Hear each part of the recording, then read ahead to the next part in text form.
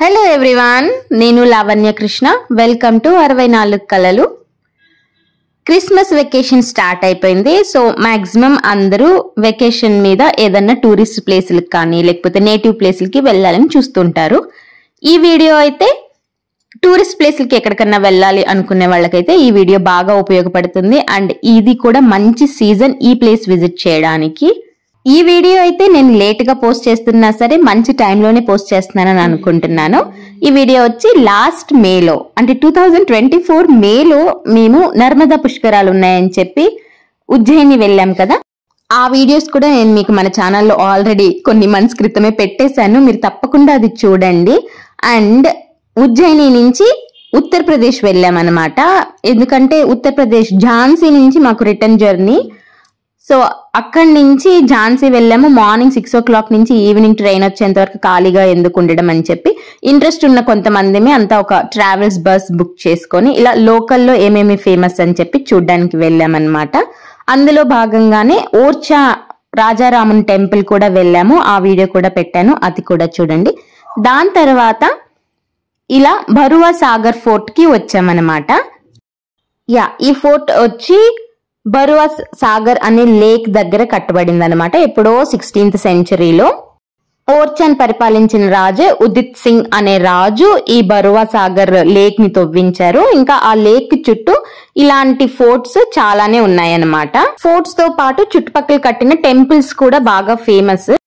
ఈ ఫోర్ట్ అయితే ఉదిత్ సింగ్ అనే రాజు వాళ్ళు జస్ట్ ఒక సమ్మర్ లో విజిట్ చేయడానికి కోసం అని చెప్పి కట్టుకున్నారంట. కానీ నేను డిసెంబర్లో, మీరు జనవరి డిసెంబర్లో ఎందుకు చూడండి అని చెప్తున్నానంటే సమ్మర్లో వెళ్ళారంటే ఇంకంతే డీప్ ఫ్రై అయిపోయి వెనక్కి వస్తారనమాట. ఎంత వేడి ఉంటుందంటే దీనికి అసలు రూఫ్ అంటూ ఏముండదు, ఎప్పుడో పాతది కదా. ఎంత ఎండుందంటే నా ఫోన్ కూడా వేడికి హ్యాంగ్ అయిపోయింది. ఇంకా అసలు నేను వీడియో కూడా ఫుల్ గా మీకు తీయలేకపోయాను అనమాట. ఇదైతే ఎంట్రన్స్ లో ఒక్కటే కొంచెం రూఫ్ అలా ఉంటుంది. అండ్ పైకి వెళ్ళి మనం కోటను చూస్తూ ఉన్నామంటే మొత్తం ఎండలోనే తిరుగుతాం. దీంట్లో బెస్ట్ పార్ట్ ఏంటంటే వ్యూ అన్నమాట. బాగా పైకి వెళ్ళిన తర్వాత మనకి లేక్ కనిపిస్తుంది, దాని చుట్టుపక్కల ఉన్న సిటీ మొత్తం మనము చూడొచ్చు అన్నమాట. అది చాలా బాగుంటుంది. సో అంత వేడి తట్టుకోలేని వాళ్ళైతే వింటర్ లో వెళ్ళడమే బెటర్ అని నేను సజెస్ట్ చేస్తాను.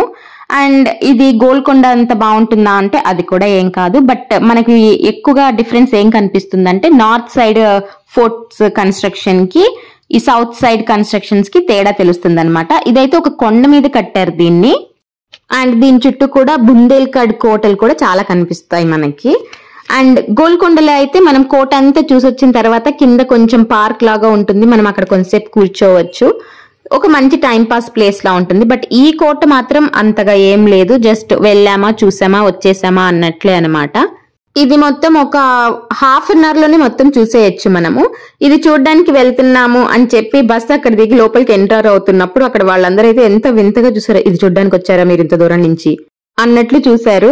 వాళ్ళకి తెలిసే ఉంటుంది ఇదేమంత టూరిస్ట్ ప్లేస్ కాదని. కానీ ఏంటంటే ఇక్కడ గవర్నమెంట్, స్టేట్ గవర్నమెంట్ దీన్ని ఒక ఫంక్షన్ హాల్ లాగా కానీ ఏదైనా ఒక మంచి టూరిస్ట్ ప్లేస్ లాగా చేయడానికి ట్రై చేస్తున్నారని చెప్పి తెలిసిందనమాట.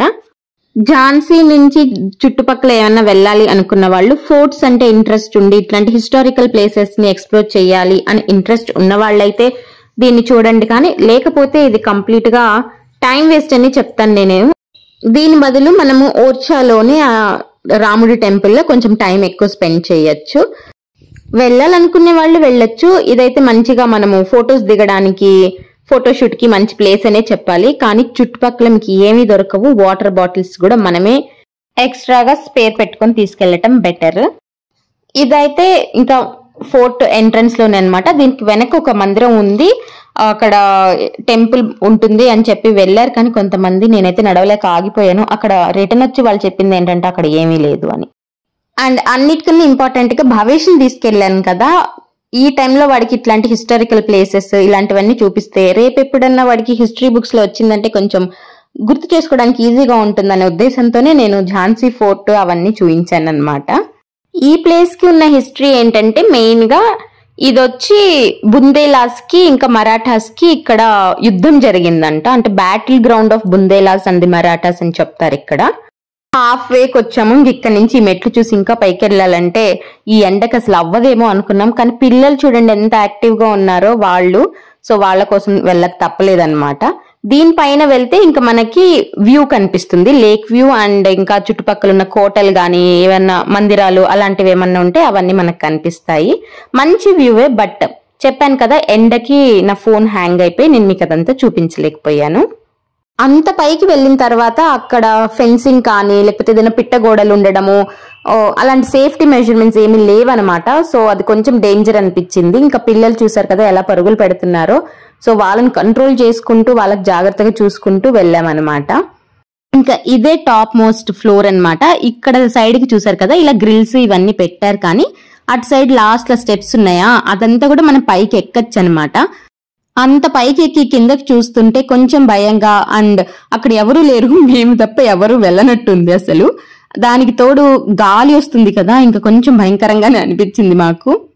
సో నేను ఈ వీడియోలో మీకు ఏం చెప్తున్నానంటే హిస్టరీ అంటే ఇంట్రెస్ట్ ఉన్న వాళ్ళు ఇలాంటి ఫోర్ట్స్ వెళ్ళాలి అనుకుంటే మాత్రం వెళ్ళొచ్చు. బట్ వింటర్ లో ప్రిఫర్ చేస్తే ఇంకా మంచిది. అండ్ ఇది ఈ రోజు మన వీడియో. ఈ వీడియో నచ్చినట్లయితే మీరు తప్పకుండా లైక్ చేసి మన ఛానల్ ని సబ్స్క్రైబ్ చేసుకోండి. నేను ఇంకా మంచి మంచి వీడియోలు పెడతాను వెకేషన్ కి సంబంధించి. ఇంకా నేను ఝాన్సీ వెళ్ళింది, చెన్నై వెళ్ళింది, ఇలాంటి వీడియోస్ అన్ని మీకు పోస్ట్ చేస్తాను త్వరలోనే. మీరు మన ఛానల్ ని సబ్స్క్రైబ్ చేసుకొని లైక్ చేసి వీడియోస్ ని షేర్ చేస్తూ ఉండండి. Thank you for watching.